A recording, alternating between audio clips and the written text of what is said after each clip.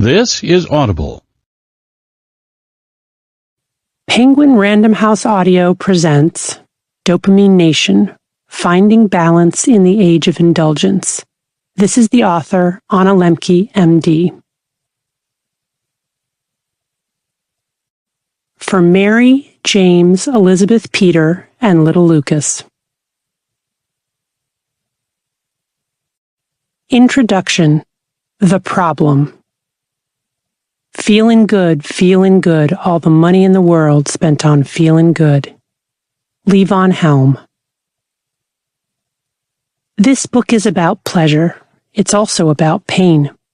Most important, it's about the relationship between pleasure and pain and how understanding that relationship has become essential for a life well lived. Why? Because we've transformed the world from a place of scarcity to a place of overwhelming abundance. Drugs, food, news, gambling, shopping, gaming, texting, sexting, Facebooking, Instagramming, YouTubing, tweeting. The increased numbers, variety, and potency of highly rewarding stimuli today is staggering. The smartphone is the modern-day hypodermic needle, delivering digital dopamine 24/7 for a wired generation. If you haven't met your drug of choice yet, it's coming soon to a website near you. Scientists rely on dopamine as a kind of universal currency for measuring the addictive potential of any experience. The more dopamine in the brain's reward pathway, the more addictive the experience. In addition to the discovery of dopamine, one of the most remarkable neuroscientific findings in the past century is that the brain processes pleasure and pain in the same place. Further, pleasure and pain work like opposite sides of a balance. We've all experienced that moment of craving a second piece of chocolate or wanting a good book, movie, or video game to last forever. That moment of wanting is the brain's pleasure balance tipped to the side of pain.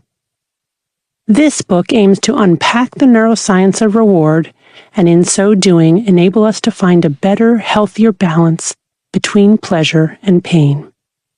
But neuroscience is not enough. We also need the lived experience of human beings. Who better to teach us how to overcome compulsive overconsumption than those most vulnerable to it, people with addiction? This book is based on true stories of my patients falling prey to addiction and finding their way out again. They've given me permission to tell their stories so that you might benefit from their wisdom as I have.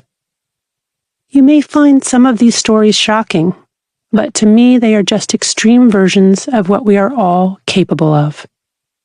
As philosopher and theologian Kent Dunnington wrote, persons with severe addictions are among those contemporary prophets that we ignore to our own demise, for they show us who we truly are. Whether it's sugar or shopping, voyeuring or vaping, social media posts, or the Washington Post, we all engage in behaviors we wish we didn't, or to an extent we regret. This book offers practical solutions for how to manage compulsive overconsumption in a world where consumption has become the all-encompassing motive of our lives. In essence, the secret to finding balance is combining the science of desire with the wisdom of recovery. Part 1. The Pursuit of Pleasure. Chapter 1. Our Masturbation Machines. I went to greet Jacob in the waiting room. First impression, kind. He was in his early 60s, middleweight, face soft but handsome, aging well enough. He wore the standard issue Silicon Valley uniform, khakis and a casual button-down shirt. He looked unremarkable. Not like someone with secrets. As Jacob followed me through the short maze of hallways, I could feel his anxiety like waves rolling off my back. I remembered when I used to get anxious walking patients back to my office. Am I walking too fast? Am I swinging my hips? Does my ass look funny? It seems so long ago now. I admit I'm a battle-hardened version of my former self, more stoic, possibly more indifferent. Was I a better doctor then when I knew less and felt